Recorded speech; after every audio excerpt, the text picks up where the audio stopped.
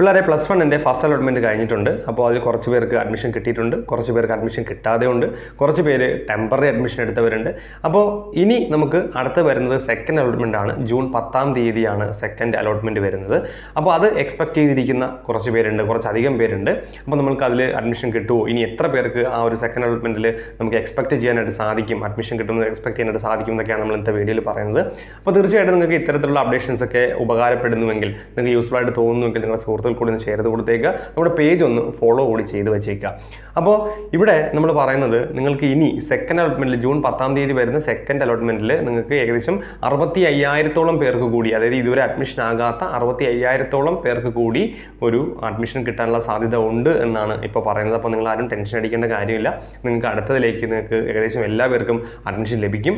ഇനി നിങ്ങൾക്ക് ഒരുപക്ഷെ അവിടെയും അഡ്മിഷൻ ലഭിച്ചില്ലെങ്കിൽ നിങ്ങൾ പിന്നെയും ടെൻഷൻ അടിക്കേണ്ട. നിങ്ങൾക്ക് മൂന്നാമത് ഒരു അലോട്ട്മെൻറ്റ് കൂടി ജൂൺ 16-ാം തീയതി വരുന്നുണ്ട്.